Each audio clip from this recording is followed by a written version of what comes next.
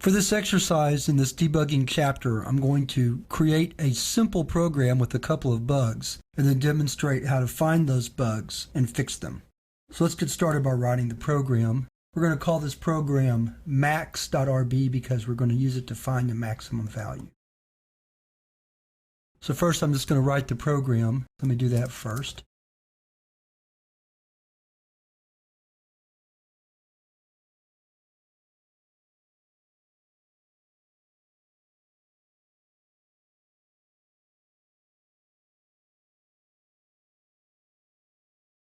Now, you may have already seen a couple of the problems with this program. Let's go ahead and run it and see what happens. Well, obviously, it should have already stopped by now.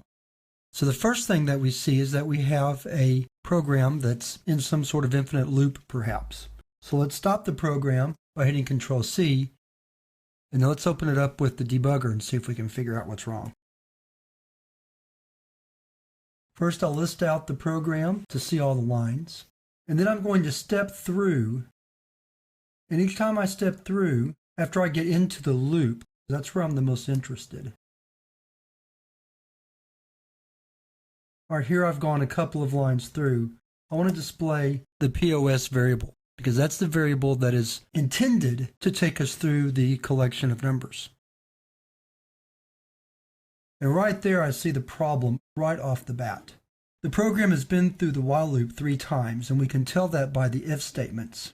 Here we see 3 if statements, so that indicates we've been in the body of the loop 3 times, yet the value of POS is still 1. So if I go back and look at my program listing, I see one problem. One problem with the program is that I'm not incrementing POS at the end of the loop before the next iteration. So we can fix that by quitting, going back to our program, and add a statement to increment POS by 1. So we'll save the program, run it again. Let's clear the screen. All right, so now we're out of the loop, but now we have another problem.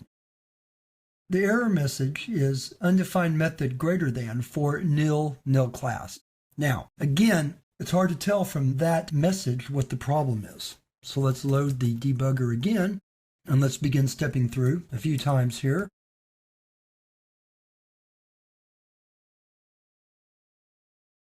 POS is 3, max is 2.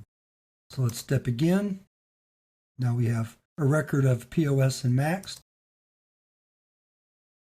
Now POS is 6, max is 3, and then it stops.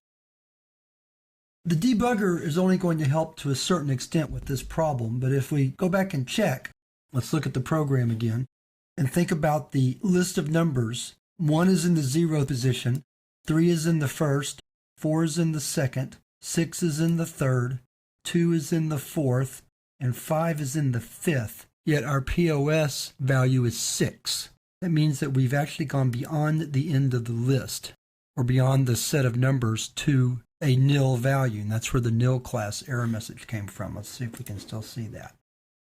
We can't, but if we run it again without the debugger, we'll see the error message right here, nil class, nil. Now, if we go back and look at the program, clearly what's happened is we've let the value of POS get too large. And if you'll look closely, you'll see that that is because we're allowing it to be up to the length of nums. What we really wanted to do was stop it 1 less. So if we change this to less than, instead of less than or equal to, save the file, let's clear the screen, and run it again, you'll see that our maximum value this time is displayed as 6. So unfortunately, your debugging problems won't always be as easy as these were.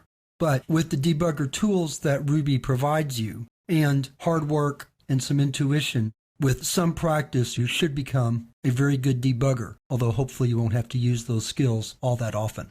So that wraps up this exercise, and that wraps up this chapter on debugging.